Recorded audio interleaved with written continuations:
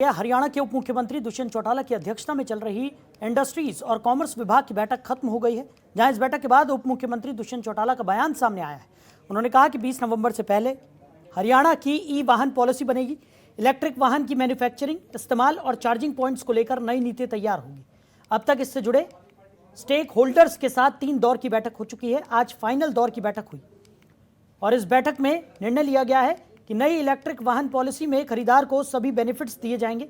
नई नीति में वाहनों के पंजीकरण, खरीदने के वक्त मिलने वाले वन टाइम बेनिफिट्स आदि भी शामिल होंगे।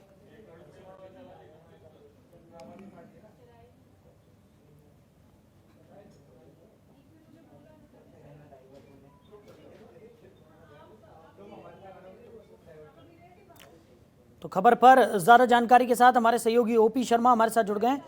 ओपी, जिस तरीके से दुष्यंत चौटाला का कहना है कि जल्द ही ई पॉलिसी लागू कर दी जाएगी और ई पॉलिसी को लेकर तमाम जो तैयारियां हैं वो भी यहां पर हो गई हैं। बैठकों का दौर जो देखने को मिल रहा था वो भी अब पूरा हो गया है, फाइनल दौर की बैठक भी हो गई है।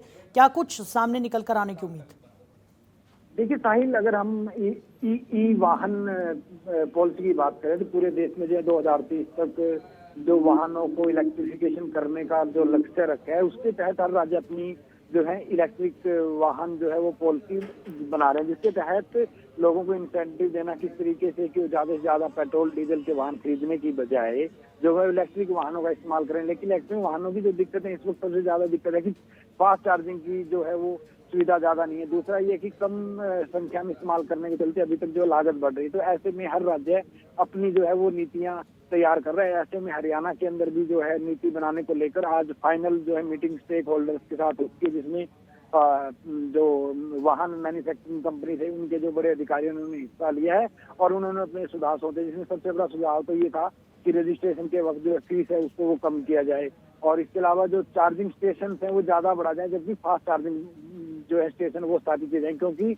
इस वक्त एक कार चार्जिंग या व्हीकल चार्जिंग स्टेशन स्थापित करने के लिए करीबन 20 लाख रुपए की लागत आती है और 5 से 6 गाड़ियां एक टाइम में जो है वो चार्ज हो सकती हैं। लेकिन 20 लाख एक थोड़ी सी ज्यादा रकम है। तो ऐसे में सरकार जो कंपनी है वो चाहती है कि इस तरह की पॉलिसी लेकर आई जिसमें ये लागत बढ़े और ज्यादा से ज्यादा लोग, जिस तरीके से शहर के हर गली हर कूचे के अंदर पेट्रोल पंप बने हुए हैं दूर दराज के इलाकों में, इसी तरीके से जो है वाहन चार्जिंग के पॉइंट्स के जो है वो सेंटर भी वो बनाए जाए। तो ये तमाम बातें हैं। इसके अलावा जो भारत सरकार ने जो पेरिस समझौते के तहत जो कार्बन डाइऑक्साइड एग्जर्वेशन को कम करने का जो लक्ष्य रखा था उसको भी इसमें हासिल करने की जो है बात करेंगे। और अब हरियाणा में इसको लेकर हर दौर की जो वार्ता पूरी हो चुकी है और उम्मीद की जा रही है कि अगले महीने की 20 तारीख तक ये पॉलिसी जो है वो शायद हरियाणा सरकार नोटिफिकेशन कर दे। और आज उप मुख्यमंत्री दुष्यंत चौटाला जो इंडस्ट्री एंड कॉमर्स मिनिस्टर भी हैं, उन्होंने इस बात की जो आज वो घोषणा की है। जी साहब, चलिए ओपी, हमारे साथ जुड़ने के लिए और तमाम जानकारी के लिए आपका बहुत शुक्रिया। बढ़ते आगे, एलनाबाद उपचुनाव को लेकर बीजेपी जेजेपी ने अपना प्रचार तेज कर दिया है। इसी कड़ी में आज जेजेपी प्रधान महासचिव दिग्विजय चौटाला और सिरसा के विधायक गोपाल कांडा एलनाबाद हल्के के कई गांवों का दौरा करते हुए नजर आए और बीजेपी जेजेपी उम्मीदवार गोविंद कांडा के पक्ष में वोटों की अपील की। विधायक गोपाल कांडा और जेजेपी नेता दिग्विजय चौटाला का गांव लुदेसर में पहुंचने पर ग्रामीणों ने जोरदार स्वागत भी किया। तो दिग्विजय चौटाला ने इस मौके पर अपने चाचा अभय सिंह चौटाला पर भी कई तंज कसे। दिग्विजय चौटाला ने कहा कि बीजेपी जेजेपी उम्मीदवार भारी मतों से जीत हासिल करेंगे। दिग्विजय चौटाला ने अपने चाचा अभय सिंह चौटाला पर हमला करते हुए कहा कि कुछ लोग एक तरफ डराने, धमकाने और कब्जा करने की बात कर रहे हैं और दूसरी तरफ बीजेपी और जेजेपी के नेता विकास करवाने की बात कर रहे हैं। उन्होंने कहा कि 2 तारीख को जब मतगणना होगी, जब रिजल्ट सामने आएंगे तो बीजेपी जेजेपी उम्मीदवारों की जीत सुनिश्चित होगी।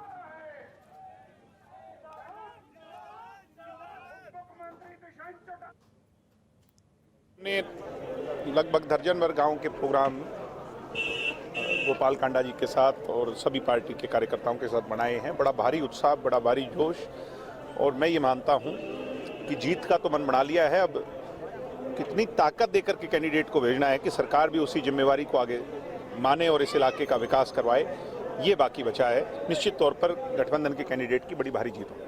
बदलाव के संकेत यही हैं कि एक तरफ तो डराने धमकाने की, कब्जा करने की राजनीति की बात हो रही है और एक तरफ विकास डेवलपमेंट की बात हो रही है, काम की बात हो रही है। लोगों को काम चुनना है या लोगों को वो व्यक्ति चुनना है जो लोगों को दुत्कारे।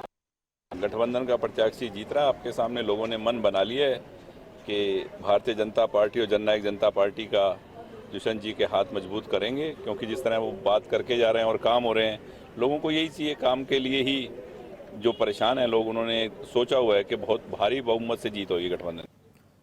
उधर झज्जर में कृषि कानूनों का विरोध कर रहे किसानों के गुस्से का सीएम मनोहर लाल, गृह मंत्री अनिल विज और आपको बता दें सांसद डॉक्टर अरविंद शर्मा को सामना करना पड़ा। सीएम और गृह मंत्री के अलावा सांसद शर्मा बाड़सा एम्स 2 में बनाए गए विश्राम गृह के उद्घाटन कार्यक्रम में सम्मिलित होने के लिए पहुंचे थे।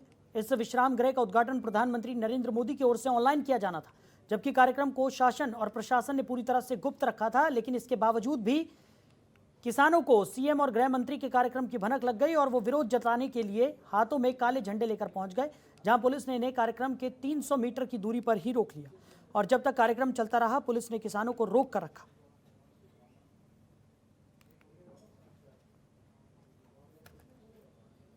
तो फिलहाल इस बुलेटिन में मेरे साथ इतना ही। आप बने रहिए और देखते रहिए जनतंत्र टीवी। नमस्कार। खबरों के निष्पक्ष विश्लेषण के लिए सब्सक्राइब करें Jantantra TV and press the bell icon. Never miss any update.